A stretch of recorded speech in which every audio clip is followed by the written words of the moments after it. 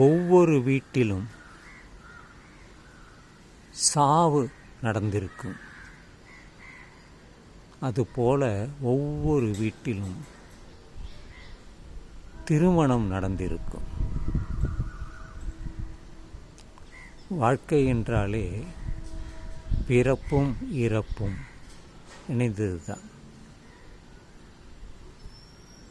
இப்படி இருக்கையில் மனிதன் ஏன் பிறந்தான், மனிதன் ஏன் இறக்கிறான், அவனுக்கு ஏன் வயது ஒரு 500 இருக்க மாட்டேங்கிறது அல்லது 1000 இருக்க மாட்டேங்கிறது என்பதையெல்லாம் நாம் சற்று ஆராய்ந்தால் நமக்கே பல விஷயங்கள் புலப்படும்.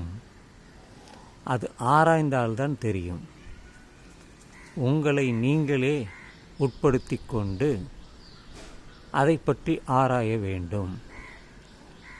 தாய் யார், தந்தை யார், எதற்காக நாம் ஒரு தாயின் வயிற்றில் பிறந்தோம், எதற்காக தந்தையின் வயிற்றில் நம்மால் பிறக்கவில்லை, இப்படி ஆராய வேண்டும். கேள்விகளை நாமே எழுப்பிக்கொண்டு அதை ஆராய்ந்தால் நமக்குள் அதனுடைய ஒரு தெளிவு கிடைக்கும், வெளிச்சம் பிறக்கும்.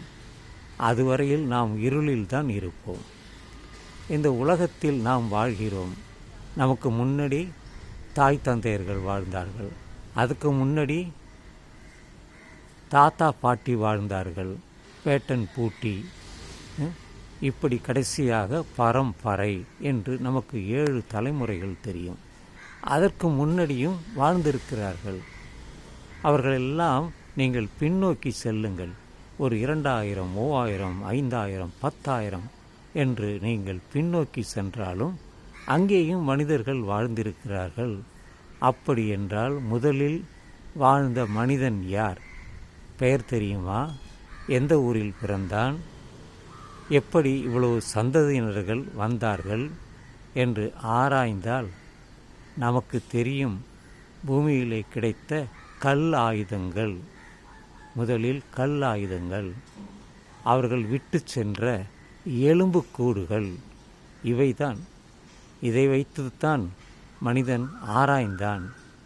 ஏனென் இவர்கள் சுவற்றில், அதாவது பாறையில் இவர்கள் கீறினார்கள். எதற்காக பாறையில் இவர்கள் கீறினார்கள்? ஒரு பாறை என்பது எத்தனையோ வருடங்களாக இருக்கிறது.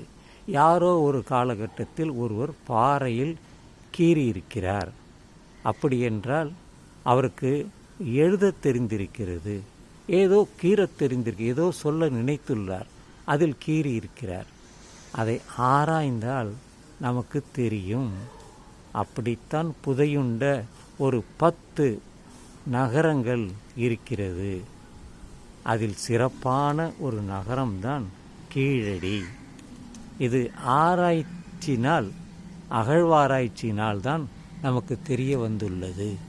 இல்லை என்றால் நமக்கு தெரியாமலே போயிருக்கும்.